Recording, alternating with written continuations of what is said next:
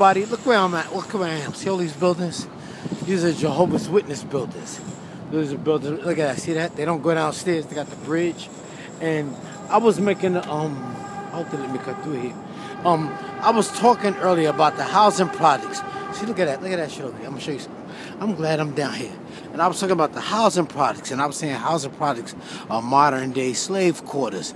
That's where the slaves live, and that's the plantation right there. That's the plantation right there. You know why I call it the plantation?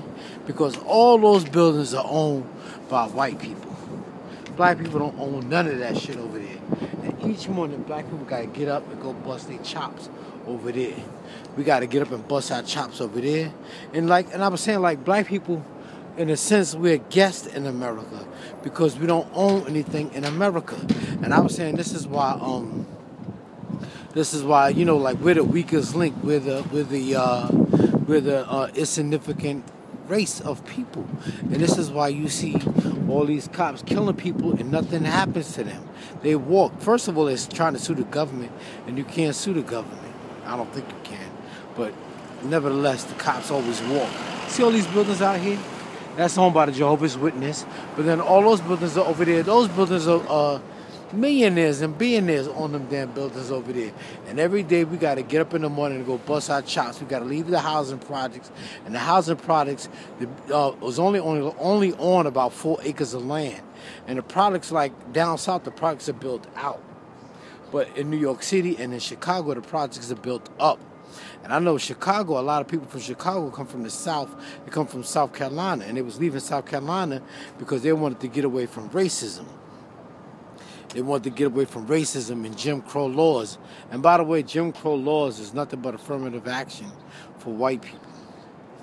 But, you know, like, they wanted to leave the South and come to the North and go to Detroit and places like that because they were insignificant in the South anymore because they were insignificant in the South because they had machines to do the jobs that the slaves could do, and the machines could do the jobs better than the slaves. So they were insignificant. So they wanted to leave the South, and they came to the North to escape Jim Crow laws, and they came to the North, like I said.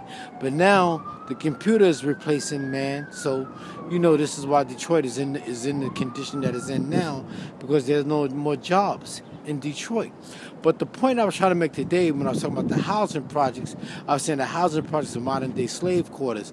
And people might have thought I was trying to be sarcastic, but I wasn't. But I was saying that the housing projects are all for single women.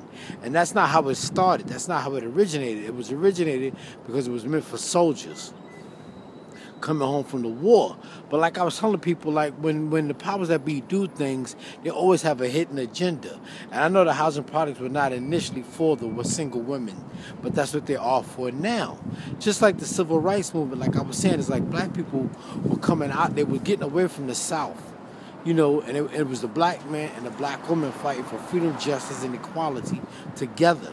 They were fighting Jim Crow laws and shit like that. They were fighting together.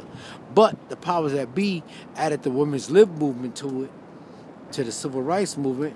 And the civil rights movement later turned into a woman against man kind of thing. And black women were, you know, jumping on the bandwagon saying they wanted to be treated equal. They were being treated unfairly. But black men had no say over black women in the first place.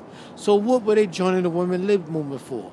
But now black people were fighting for civil rights. Now everybody fights for civil rights, and it diluted black power. You got gays fighting for civil rights. You got women fighting for civil rights. You got people coming into the country fighting for civil rights. And black people, I mean, people always look at me and say, well, Blue, you know, you make it seem like everything is about black people. And to a certain extent, it is. That's why America never wants to see a strong black community. I'm going the wrong way. America doesn't want to see a strong black community, and America doesn't want to ever see black people bridge the gap with black people in Africa. That, you know, they teach them Africans, when you come to America, don't fuck with them black people over there because they'll get you in trouble, and we'll just send your ass right back to Africa.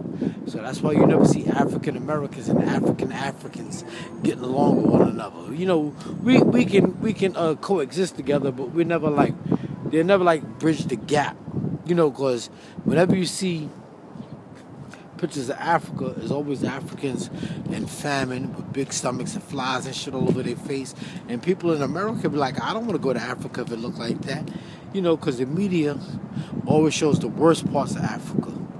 You know, so they never, but then again, it's not their job to show the good parts.